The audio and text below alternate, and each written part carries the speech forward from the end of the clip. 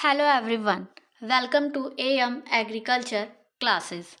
आज हम class 12th में टॉपिक है फ्लोरिकल्चर। हम इसमें पढ़ेंगे गुलदाउदी की खेती के बारे में, कल्टीवेशन ऑफ क्राइसैंथेमम। अगर हम बात करते हैं आपके गुलदाउदी की, तो डेंड्रनथेमा ग्रैंडिफ्लोरा, जिसे पहले गुलदाउदी मोरिफोलियम कहा जाता था, ये क्या इसका एक अन्य नाम है। अब मैं अगर इसमें बात करती हूँ इसके परिवार की, परिवार मतलब फैमिली कौन सी होंगे इसमें, एस्टेरेसिया। उसके बाद में दुनिया भर में व्यापक रूप से उगाया जाने वाले गुलदाउदी, पूर्व की रानी, शरद ऋतु की रानी या गुलदाउदी सबसे पुराना फूल वाला पौधा है। इसको हम अन्य नाम से भी बोल सकते हैं, पूर्व की रानी, शरद ऋतु की रानी या गुलदाउदी भी इसे कहा जाता है। इसका उपयोग पॉन्टेड प्लांट या पॉट मम्स के साथ साथ कट फ्लावर और एशिया में खुले फूल के रूप में भी किया जाता है। अगर हम बात करते हैं इसकी किस्में, प्रकार और किस्में, टाइप्स एंड वैरायटीज। पहली वैरायटी कौन सी होती है इसमें बेटा, सिंगल जो वैरायटी है इसमें क्या आएगा, डिस्क के साथ बाहर निकलने वाले 5 भंवर होते हैं। जैसे हम जो फूल देखते हैं उसमें डिस्क के साथ साथ क्या रहते हैं, भंवर, मतलब जो उसकी पंखुड़ी रहती है वो बाहर की ओर निकली हुई रहती है। इसके बाद आता है पॉम्पॉन क्या होते हैं, छोटे गोल गेंद जैसे फूल, जैसे कौन सा होगा, नारंगी पॉम्पॉन। अगला आता है आपका स्पाइडर का मतलब होता है मकड़ी से रिलेटेड। अगर हम इसमें बात करते हैं, लंबे पतले पंखुड़ियों वाले या मकड़ी जैसे फूल होते हैं। अगला आता है एनीमोन, बीच में उभरा हुआ केंद्र जैसे मदर टेरेसा। अगली बात हम इसमें करते हैं मानक किस्में, बड़े फूल वाली किस्में। इसमें कौन कौन सी वैरायटी आती है आपकी, बसंती, इंदिरा, जया, महात्मा गांधी, पिंक कैंपेन, पूर्णिमा, राखी, रेड गोल्ड, शांति, शरदमाला, टाटा सेंचुरी, वाटिका आदि। अगली हम बात करते हैं वैरायटी स्प्रे किस्में, छोटे फूल वाली किस्में। इसके पहले हमने कौन सी पढ़ा था, बड़े फूल वाले किस्मों की वैरायटी थी वो। अब ये कौन सी है, छोटे फूलों वाली किस्मों की वैरायटी कौन कौन सी होती है, अजय, कैमियो, चार्लिया, पलट, जैती, जुबली, कुंदन, लाल परी, नानाको, पूषा अनमोल, पूषा आदित्य, रायोट आदि। अगर हम बात करते हैं जलवायु या क्लाइमेट, मतलब कौन सा क्लाइमेट गुलदाउदी को उगाने के लिए बेस्ट रहता है, तो अगर हम बात करते हैं दिन के समय में कितना डिग्री सेल्सियस टेम्परेचर रहना चाहिए, 20 से 28 डिग्री रहना चाहिए। रात के समय 15 से 20 डिग्री सेल्सियस तापमान की आवश्यकता होती है। किस लिए, गुलदाउदी की ग्रोथ एंड डेवलपमेंट के लिए, वृद्धि और विकास के लिए।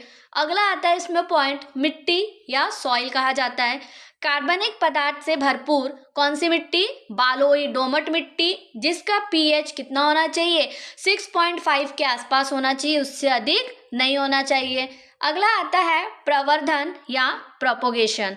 गुलदाउदी का प्रवर्धन सकर के और कलम कटिंग के माध्यम से किया जाता है, लेकिन यह नई किस्मों के विकास के लिए हम इसमें किसका उपयोग करते हैं, बीजों का उपयोग करते हैं। बीजों के माध्यम से क्या करते हैं, हम प्रवर्धन करते हैं। अगला आता है भूमि को तैयार करना, लैंड प्रिपरेशन। 3 गहरी जुताई करनी चाहिए। जब हम गुलदाउदी की खेती करते तो कितनी गहरी जुताई करेंगे, 3 गहरी जुताई करेंगे। प्रत्येक के बाद पाटा चलाना, प्लैंकिंग चाहिए। दूसरी जुताई करते समय लगभग कितना क्विंटल, 300 से 500 क्विंटल हेक्टेयर कंपोस्ट या गोबर की खाद को मिला देंगे। अगला आता है रोपण या प्लांटिंग। रोपण का आदर्श समय कौन सा होगा गुलदाउदी का, मई से जून के बीच में। भारत में सामान्य अंतराल 20 से 30 सेंटीमीटर या 40 से 40 सेंटीमीटर वर्ग मीटर रखा जाता है। अगला आता है सिंचाई। जब गुलदाउदी का पेड़ बड़ा होगा तो उसको पानी की भी आवश्यकता पड़ती है, तब हम क्या करेंगे, सिंचाई देंगे, सिंचाई से उसकी पानी की पूर्ति करेंगे। गर्मी के मौसम में इन्हें हर 4 दिन के अंतराल पर क्या करेंगे, पानी दिया जाता है। सर्दियों में इन्हें 7 से 10 दिनों के अंतराल पर पानी दिया जा सकता है। अगला आता है खाद और उर्वरक, manure and fertilizer. NPK nitrogen potassium phosphorus कितना कितना देंगे 50, 160, 80 हेक्टेयर उर्वरक उपयोग किया जा सकता है। अगला आता है स्टैकिंग। स्टैकिंग मतलब जब गुलदाउदी का पौधा बड़ा होता है तो उसको एक सपोर्ट की ज़रूरत होती है, तो हम लकड़ियों से उसको क्या करते हैं, बांस से या लकड़ियों से उसको सहारा देते हैं। गुलदाउदी में पौधों को सीधा और पौधों को गिरने से रोकने के लिए विशेष रूप से लंबी किस्मों के मामले में स्टैकिंग बहुत आवश्यक है। स्टैक्स विलो और बांस से तैयार किए जाते हैं। जो स्टैकिंग है वो किससे तैयार होती है, बांस से उसको तैयार करते हैं। डिसबर्डिंग और डी शूटिंग इसमें आता है, ये कार्य ज़्यादातर किसमें करते हैं, बड़े फूल वाली और सजावटी किस्मों में किए जाते हैं। फूलों की संख्या और आकार को नियंत्रित करने के लिए हमें क्या करना पड़ेगा, कलिकाएं जो रहती है उसको काट कर हटाना पड़ता है।